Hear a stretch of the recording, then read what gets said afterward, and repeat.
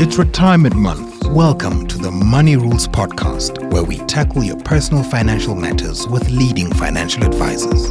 Your host, Boitumelo Ntsoko. I'm Boitumelo Ntsoko. This October, we're bringing you an exclusive 4-part video series on all things retirement. In this episode, I'm joined by Torr, who is a certified financial planner at Crue Invest. We'll be discussing how stay-at-home parents can save for retirement. Hi, Craig. Hi, Sumi. Thanks so much for having me on your show again. Thank you. If you have decided to be a stay-at-home parent, what are some of the steps that you need to take regarding your existing retirement funds when resigning?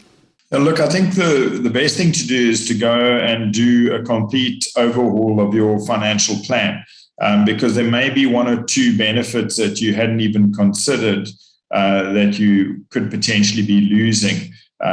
For example, if you're a member of a pension fund, that can come with life and disability benefits, which would fall away. So it's important just to look at your entire financial plan from the start. And I guess the most obvious thing is the person who's decided to stay at home would be given the option of cashing in or preserving their retirement fund benefits. And, we always encourage very strongly to preserve those retirement fund benefits rather than to spend that money on something else. So that would be a big part of it.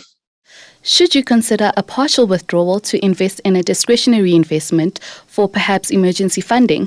Yeah, to me, it's difficult to give sort of advice in isolation, not knowing what the full picture is, but you would certainly want to be sure that there is some emergency funding available. The risks of having a single income earner for the family are even greater than obviously if there's two income earners. So you certainly want to make sure that you make provision for that.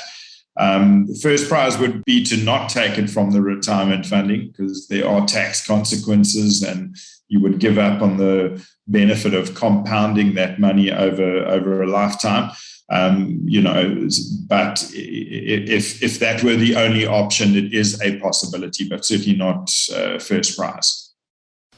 And should the stay-at-home parents' retirement funding be factored into the new family budget? Yes, it potentially should be, but again, cash flow would determine, what is doable and what is not doable. And there wouldn't necessarily be any tax benefit to the stay-at-home parent putting money into a retirement fund, simply because they wouldn't be earning taxable income potentially. So it might be more sensible to maximize the retirement fund tax advantage in the spouse that is working in their respective retirement funds, and just look to build more in that spouse's retirement fund at that stage. Now, with the current economic uncertainty, retrenchments are a reality for some people. So should you have a plan B in case the one spouse loses their job? Yeah, and I think everyone talks about these sort of magical numbers, 3 months worth of expenses, but it's quite a big target to chase down. Typically an access bond can serve as a backstop. So it's always useful to have access to cash, even by, when times are good, contributing more than is necessary to one's bond can serve a purpose in that regard. And what are other ways that you can possibly secure your retirement funding?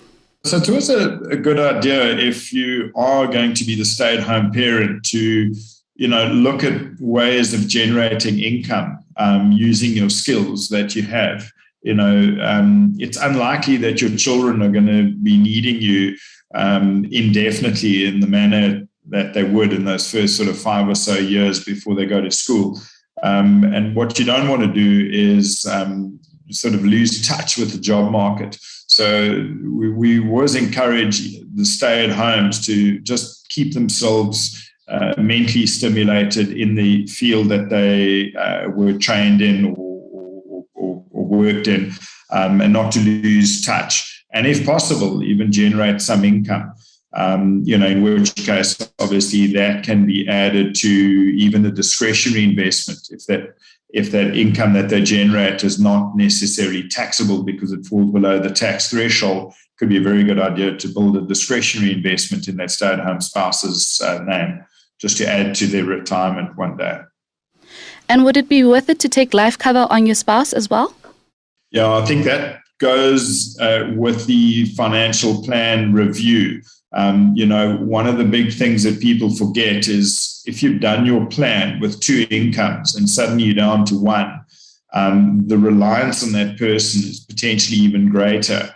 So the need for insurance on that one sort of salary on that one life could even be more initially, because it's pretty obvious that you would only decide to be a stay-at-home if you've got the added dependent in the equation as well. So a very good idea to do a complete overview of your financial plan at that stage when you're making that decision.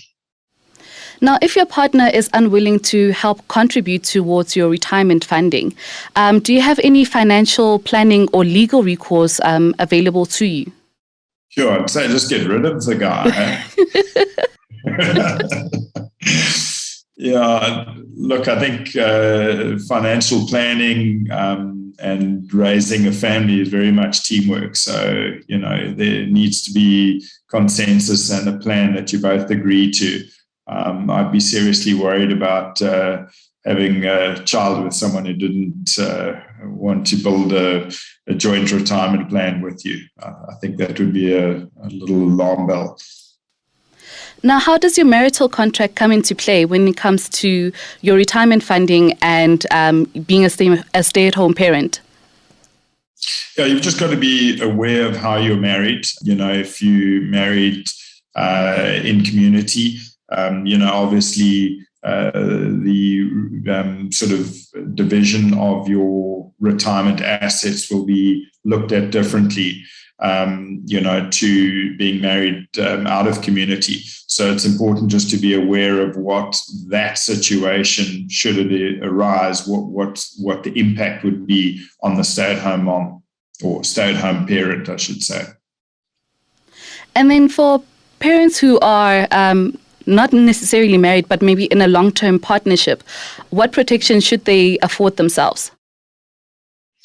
It's probably not a bad idea to have some sort of cohabitation agreement in place and seek the advice of a reputable financial planner so you can plan for those eventualities.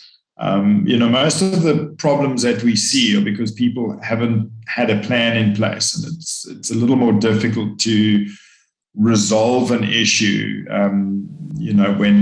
when it's already happened, then it could be in anticipation of it. So just to structure things correctly up front. Thank you, Craig. That was Craig Torr, who is a certified financial planner at Crue Invest. Thanks for listening to this episode of the Money Rules podcast. To listen to more, go to moneyweb.co.za or the Moneyweb app and follow Moneyweb News for daily updates. Money Rules. Moneyweb, your trusted source for business and investment insights.